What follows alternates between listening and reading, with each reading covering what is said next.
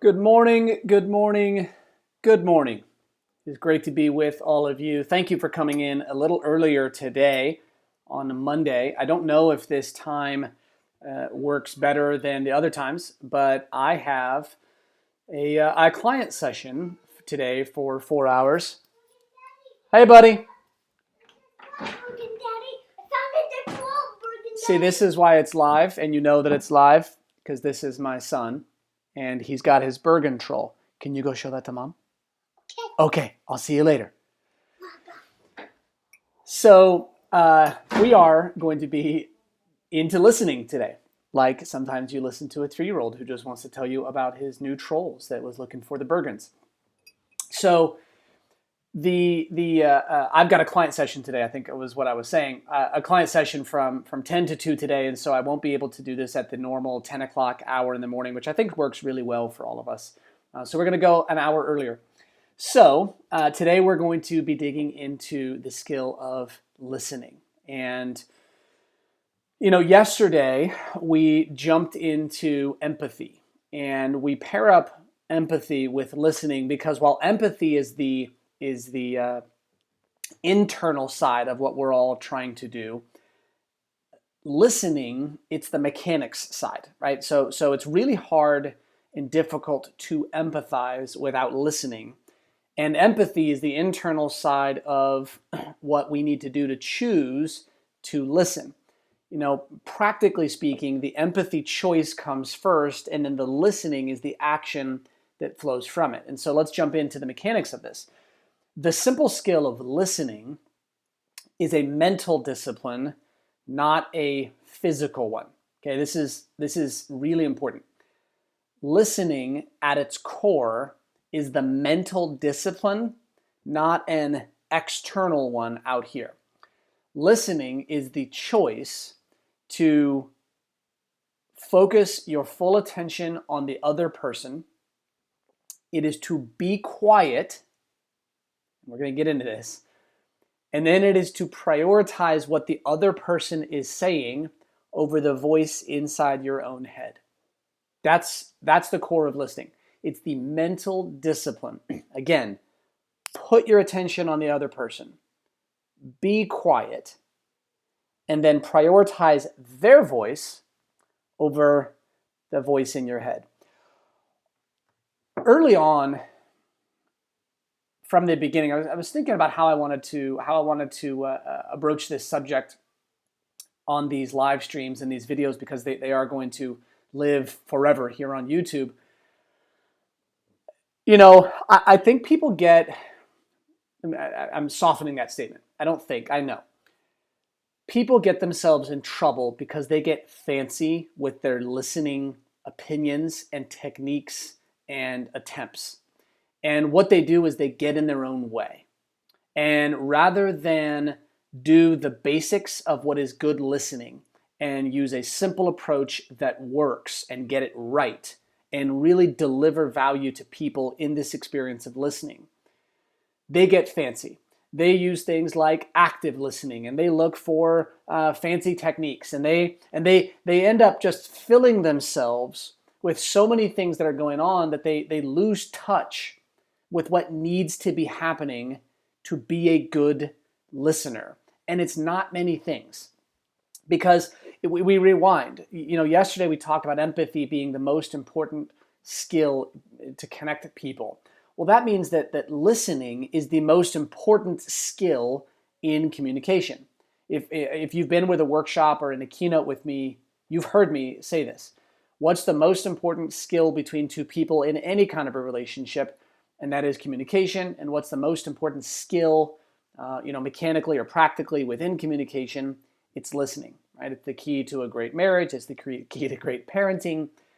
It's the key to sales. And that's why, again, going back one more, that's why empathy is that foundation. So if we want to be a great communicator and we want that communication to flow really well, listening is how we have to do that. And so, we can look. Life is better when people listen to you. Life is better when you listen to people. This is something that we can add to the world. This is something each of us in our areas of control can contribute to those relationships we're in, those Zoom calls that we're on, those meetings we're hopefully going back to soon, the dinner tables in our houses, the conference calls, the meetings, the team, all of these environments, we can significantly improve the quality of communication. And, for me, putting that good experience back into the world, that matters, right? Putting that great experience back in the world, it really matters to me. So let's jump into listening in the context of self-awareness, self-control, and self-confidence. Cheers. Self-awareness. It is hard work to act like you're listening, okay? It's hard, and people do it all the time. In fact, there's a ton of people, a significant percentage of people who work harder to act like they're listening than they do to really listen. And it's a total lack of self-awareness on two fronts. The first lack of self-awareness on that front is that you are expending a significant amount of energy in attention, in time, in emotions to act like you're listening. And what is the ROI of acting like you're listening? Well, it's not like it costs a significant amount of more resources to genuinely listen than it does to act like you're listening. And in fact, I could make a case, it actually costs more resources to pretend like or act like or front that you're listening. It actually costs you more that way, but it doesn't deliver anything, at least not anything good. So self-awareness, the first front of self-awareness tells me this. If you aren't aware that you're expending energy to act like you're listening, you're definitely not aware of the consequences of it. And so you can expend the same or maybe even a little less energy to genuinely listen, and you can get a lot of really good things out of it. But to put up a front that, to make it look like you're listening, that doesn't make any sense. At least have the self-awareness to say, I'm listening or I'm not. And if you don't want to listen, have the self-awareness to say, I'm not going to listen. I don't want to listen. At least make a choice not to listen. But don't pretend like you're listening when you're really not. The second reason not to do that, and why it's a huge lack of self-awareness, is you're not fooling anyone. When you pretend like you're listening, when you act like you're listening, but you're not really listening, whoever you're doing that to knows damn well you are doing it. Okay, they know. Because you know when somebody's doing it to you, but when we do it to somebody else, all of a sudden that I guess I should say that emotional part of our brain clouds out our judgment and makes us act like, no, we're much better at covering that up. Look, you're expending energy to act like you're listening, so you don't actually hear them. You don't actually understand them. You don't actually pull it in. You definitely don't connect with them. They know you're doing that, which irritates them, frustrates them, or makes them really angry, which drops your credibility in front of them. And then we have the ego when somebody calls us out and says, you're not really listening to me, to say something like, yes, I am, and just lie to them and get upset when they call us out for it. So self-awareness tells me that's a quick, easy win. Do not act like you're listening.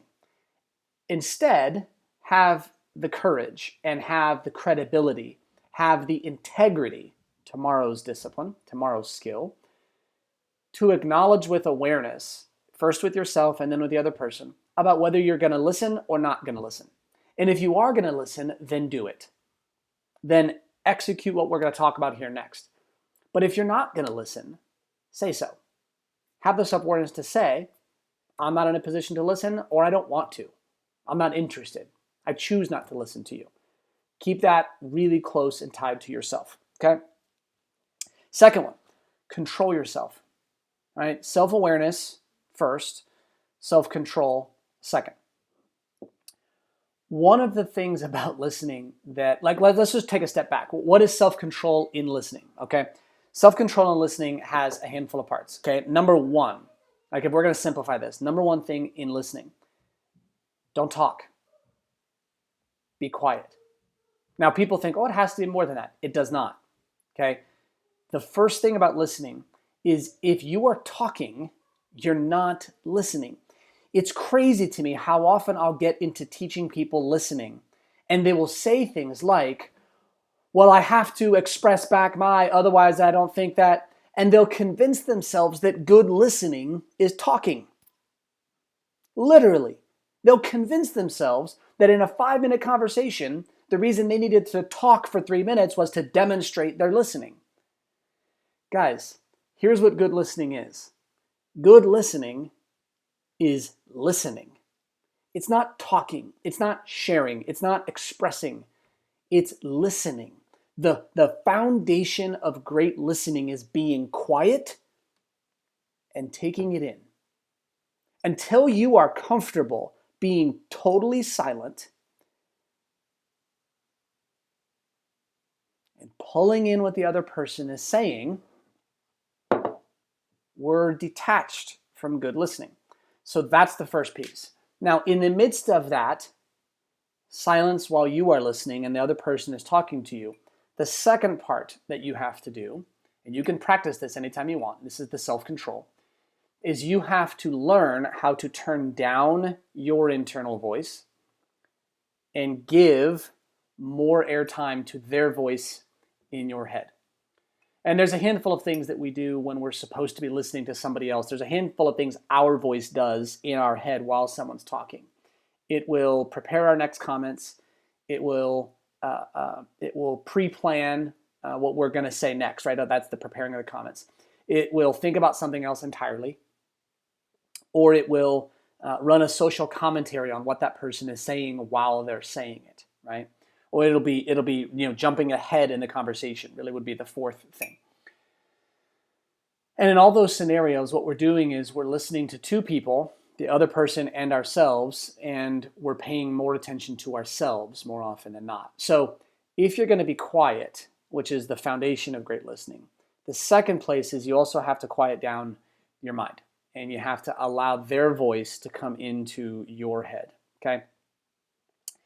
And then the third thing is giving that total focus to your understanding of what it is that they're saying, right? So it's quiet first, it's quiet internally second, right? That internal voice there.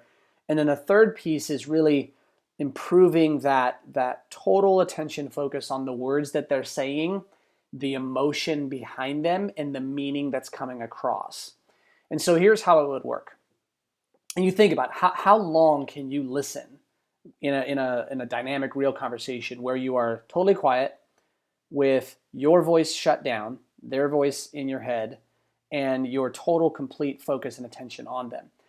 I think reasonably saying that 60 to 90 seconds of that level of attention is probably where we would start to either, we hear so many things that we can't fit anymore, or, our attention starts to drift away from that. So dialing in on somebody like that, and then what we do is we pause them, right? If they're speaking for that long, we pause them, and then we say this, and this is where you demonstrate. You tell them what you just heard.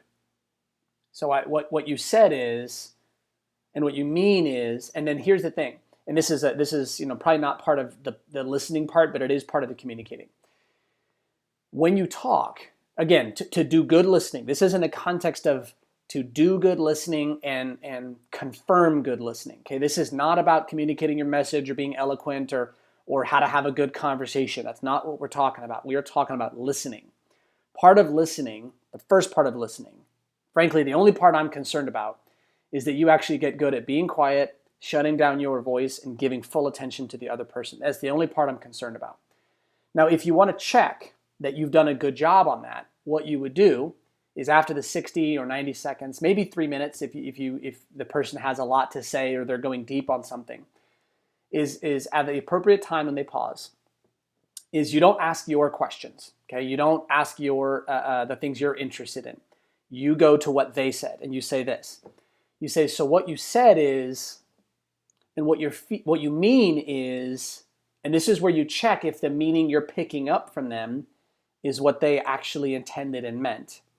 And you say, so, and what you're feeling is, this is where the empathy comes in, right? What you said is, and what that means, or what you mean is, and what you're feeling is, and now what you've done is you've checked and confirmed or disconfirmed three things. What they said, make sure it's what they intended. What they meant, which is now you're sharing some of your the meaning you're picking up from them, which may or may not be accurate. And you need to let them confirm or disconfirm, right? Confirm it or correct it. And then the feeling, the emotion you're picking up from them, again, confirm it or let them correct it. And what that does is that ensures that there isn't anything lost in translation between what they said, which may not have been the words that they meant. I mean, I think how often when we're speaking, we're trying to find the right words to express what's going on inside. And yet when we're listening, we just take what people say at straight face value. Well, oftentimes it's hard to put into words what's going on inside of me. And so if somebody is reflecting back the words I'm saying and the meaning they're picking up from how I'm speaking and coming across in the language I'm using, oftentimes I'll find that the language I used was not really the language I was trying to get out, or I didn't know that I used that word or whatever it is. And so having somebody listen to me like that, it's incredibly useful to me. And so therefore incredibly useful to you. So the simple skill, I'm not, this active listening and all this stuff, I don't care. I mean, honestly, I do not care for it, because everybody who has ever told me they need to be an active listener talks too much and doesn't know how to be quiet. Okay, I'm going to be direct with you guys. If one more person tells me to come in and do active listening, I'm done. Don't do active listening until you've done a year straight of doing just straight listening, pure listening, real listening. After that, you've got a great foundation to become what most people are calling active listeners. But not enough people have self-control over their own mind and their own stories and their own impulses to talk and share and express their opinions to be an active listener. So until you've demonstrated and proven to yourself and others that you know how to be a core listener, don't worry about being an active listener. It will pay dividends for you to climb this ladder the right way from a listening perspective. And then the last one, not that I have any strong opinions on that one at all, but I've heard it enough, and I've seen enough people. And this is actually true, by the way, for whatever it's worth. I've never heard anybody who talks about active listening who was actually a really good core listener. That's my experience. And the believing in yourself. And this is where it comes into the last piece. You're going to get your chance to share. You'll get your opportunity to express your perspective. It might not be in the time frame that your impulses tell you they want to speak. It might not be in the time frame of your desire. But you're going to get your chance to express. You'll get your chance to put your opinion out there, or to have your side told, or to whatever those things about what you would want to share would be. You'll get there. Believing in yourself around listening is believing in the value of giving somebody else your attention because what they're communicating and expressing matters. Do you see why empathy comes first? Do you see why, if you don't choose to make what the other person is saying important, you have no hope of listening? Because listening requires you to put your message down here and let them communicate theirs across, and you need your whole attention on that. If you're not making the choice that what they're saying matters, your ego and your natural emotions are going to vault what you want to say above importance than what they want to say. So you'll get there, and you have to trust and you have to believe that, and that's about self. Because what you can't control is how the other person is talking in the relationship, how they're expressing. And this is messy, emotional, interactive stuff.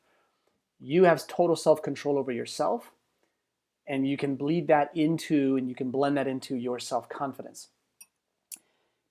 The way I like to think of this is this. If it's really important for your message to be heard, if it's really important for you to express, if you find that inside yourself you have a deep desire and you think you're right or whatever it is, and you need to get it out, and you want people to get it, Your first task, your first responsibility, and the best strategy is to put yourself in a position to be heard. And the best way to be in a position to be heard is to listen incredibly well to other people so that you know where they're coming from, you understand their perspective, you understand their thoughts, their meaning, the emotion behind them, and that you have earned credibility for them to say, now I'm interested in what you have to say. And because they've been heard, they're willing to sit back and listen to you. And so that's the self-confidence of what listening does for you. Listening puts you in a position for two things. One, other people to be open and willing to hear what you have to say. And number two, you will have heard things that will help you craft and create better messages that hit their targets more clearly. So this is the core of listening. And now we can jump into some Q&A, and I'm happy to answer any questions that you guys have. I will make one note while you guys are answering any questions or typing any questions in there. I will make one note again. I always like showing you guys this for whatever reason. In the workbook around listening, in this essential 2020 guide to self-awareness, self-control, and self-confidence. On the control myself. I want you guys to see this really clear, right? On the control myself. You see how this workbook goes, right? Now, I don't know if I've ever actually explained this, but I will this morning. So the workbook has on one side the content, right? It breaks down by know yourself. Let's see, know yourself, control yourself, believe in yourself, right? The actual content. And then on the other side, you see we broke it down into three sections: know yourself, control yourself, believe in yourself. And what I did was I broke it down to mindset around knowing yourself, and then the action of knowing yourself.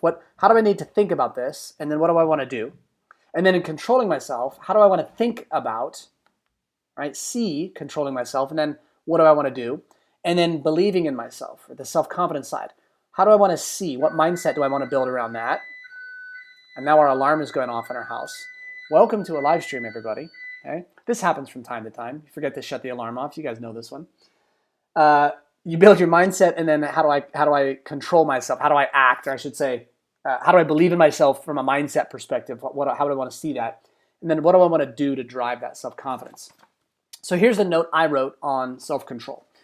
The note I wrote is this: I can listen well despite how I feel.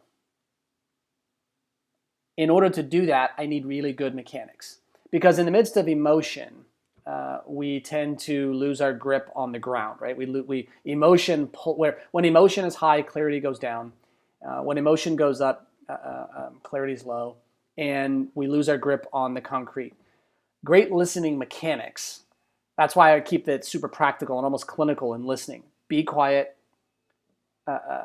Focus completely on what the words they're saying and what they're getting across. Put mine down, and then dial my attention all the way into that in a distracting environment. Those mechanics save me when my emotions get really high. Day to day, when my emotions are in a normal state, those mechanics, I can operate them very smoothly and functionally, right? Like riding a bicycle, or maybe something a little more mechanically involved, but I can use those really well. Where those mechanics come in incredibly useful and where they deliver most of their value is when my emotions go up.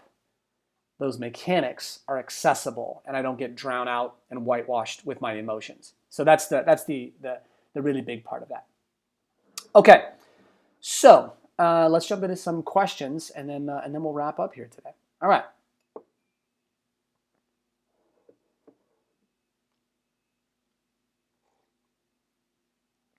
Yeah, you look at what I'm just reading your comments here. Listening well is a great idea, and it's hard to practice. It's hard because we like to respond too quickly, or we don't know what we're listening for, to understand. And these are all very real things. One of the things I like to do, and I think it's very useful, is when you go into a listening scenario, you can do this internally, or you can actually ask the question to the other person. But ask, what's the purpose of my listening right now? What's the purpose? And the purpose of the listening is am I just understanding? Am I listening in order to offer an opinion that is wanted, a perspective that the other person wants? Am I listening to offer help or advice? Am I listening to make a decision? Right? So it's just to understand, to offer an opinion or a perspective. It's to offer advice or help, or listening to make a decision.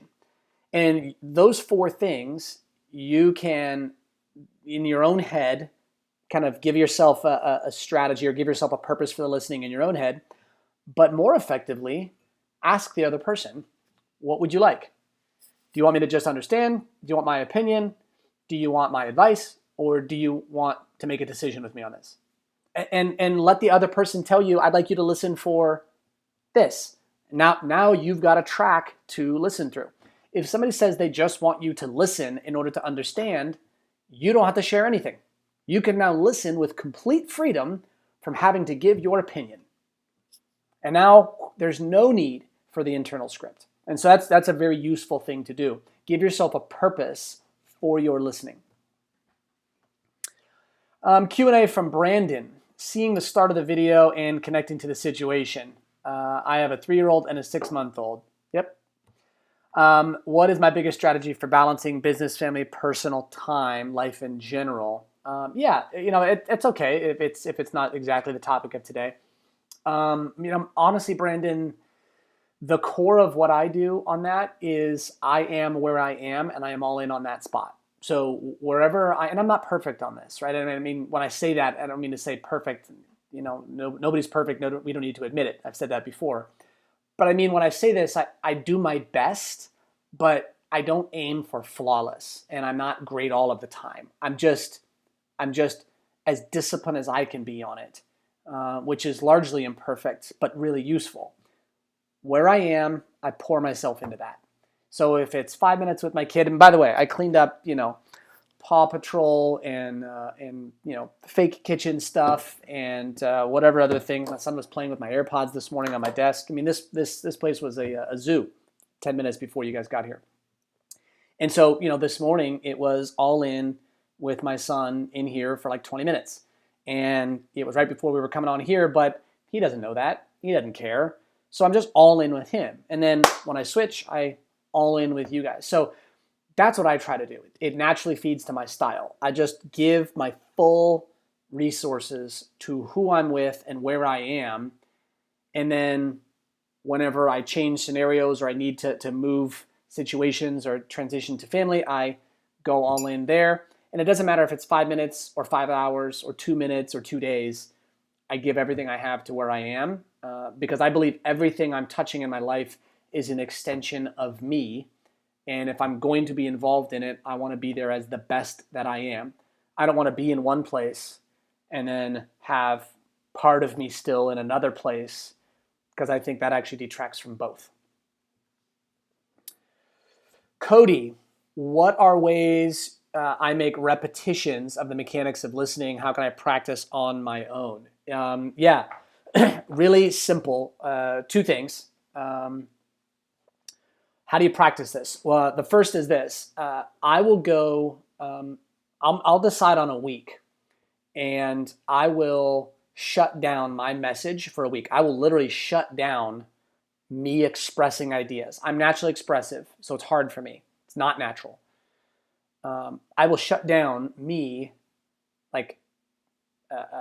teaching and talking. I will literally just be as quiet as I can physically possibly be for 1 week. And I will just make myself listen. And what that does is it reminds me on a regular basis that my comments are not necessary, right? When they're needed and they're helpful, contribute. When they're not, don't need them.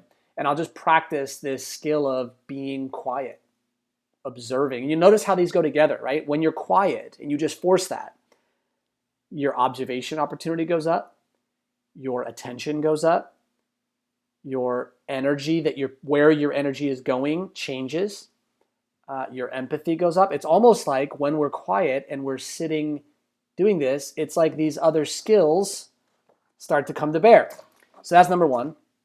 Number 2, so just be quiet and do it for a week. I mean, if you want to do it for a month. And I view it like this. I view it as a positioning week, a positioning month. It's my week or my month to position myself with the people in my life. everywhere to earn cred and deliver that empathy and position myself really well with them for when I'm kind of back in my more normal state so that our communication is really good. I just position myself. Second thing you could do by yourself is when you don't distract yourself, okay? Don't distract yourself. Sit in silence and just explore your own thoughts. Start to become familiar with what your voice does inside your head, because this voice is the one thing that will stop you from listening really well, because that voice is the thing that tells you talk, ask a question, change the topic, inject this idea. That's the mental discipline. So you can practice by yourself by learning how this thing works in voice and where it likes to speak up and not, and try to get more self-control over that. Mr. H, this hit right between the eyes. Good. How can we intentionally practice and build the listening mechanics? Yeah, I'm answering that right now. That's how you do it. I mean, the easiest thing is opportunity to be quiet, opportunity to listen to what other people are saying and shut the voice down. Here's a great way to practice this. Practice if you watch TV, specifically if you watch the news. My first piece would be turn it off. Don't. But if you're going to, practice it this way. Watch and listen to the other person, and then see if you can match up what is the voice in your head saying while you're listening to that person. And watch how active the voice in your head is while somebody else is talking. It's a great way to practice. Again, you're just looking for reps on doing this because it tells you something about how you interact with other people as well. Can I give an example or a system for pausing or turning down my own inner voice? Yeah, the pausing your own inner voice is it's a lot more of an aim than it is going to be a practical reality, because there is no way to completely shut off your internal voice. Now, I like setting the aim really high because wherever we actually land is going to be somewhat lower than that. And the easiest way to do this is not just trying to shut off your internal voice and go completely dark, because that's like what the Zen and Buddhist meditations have been trying to do for eras, and it's the pinnacle, right? That's nirvana. So we're not going to reach nirvana because of a YouTube video. But what you can do is you can put your attention onto someone else, and I find that to be the most useful. So once I've decided that the other person is important and what they're saying is important, and I'm really curious about that, I allow that to fill my attention, and now my voice fills my attention much less. Now that is a muscle, it is a skill, you do have to practice it and rep it and get better at it, and so that's what you do. What is filling your attention? Their voice or yours? What do you think is more interesting, and what are you more curious about? What's more important to you? Your voice or theirs? Go out and rep that. Right? There's not a ton of tips and tricks on repping that, anything other than practicing making that choice and then doing it in real scenarios that kind of ramp up and down the scale of importance and emotion.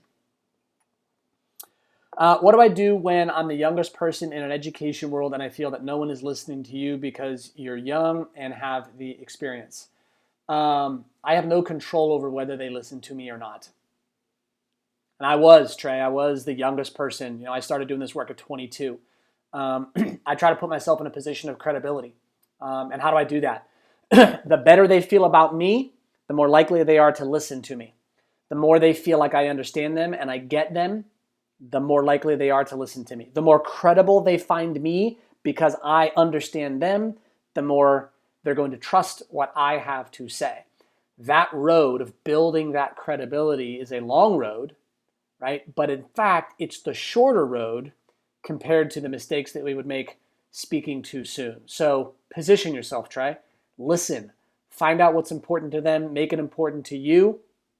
Make sure that you are fulfilling their objectives, understanding their priorities, and they see you as a source of advancing the things that are important to them.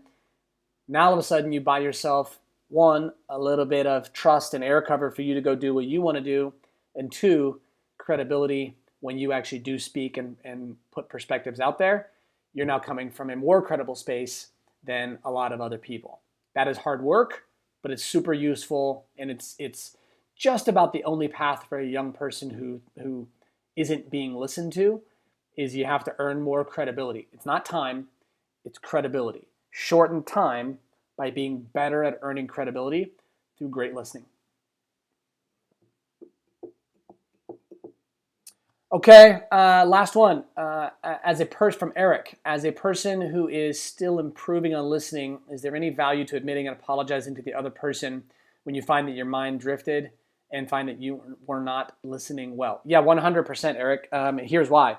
Two things. When you drift and you're not listening well, there's a better than not chance the other person already knows that. So admitting it isn't really admitting it. It is acknowledging what they already see happening. Number two, and they'll appreciate that. Number two is if they don't see that, well, then you get the cred of admitting and you earn credibility and integrity by being honest about what happened.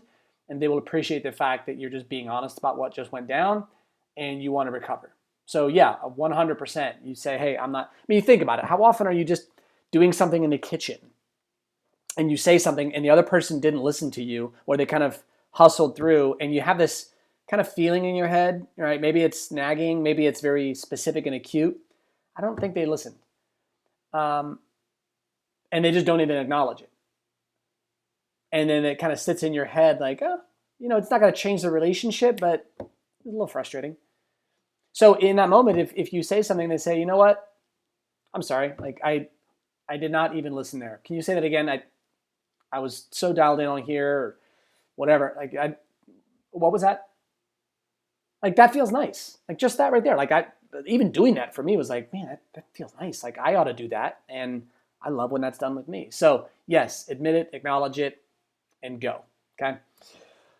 Thank you all. I appreciate you all. Love you all for being here. If you're watching this on the replay, thanks for watching all the way through. I hope this was super useful to you. I wanted this one to get down into some really tangible, useful stuff for you. So tomorrow we will be at 9 a.m. again, Eastern time. And tomorrow we're going to go on to one of my next favorites, and that is the simple skill of integrity, a word commonly used and rarely understood. Thank you all. Have a great week, and I'll see you tomorrow.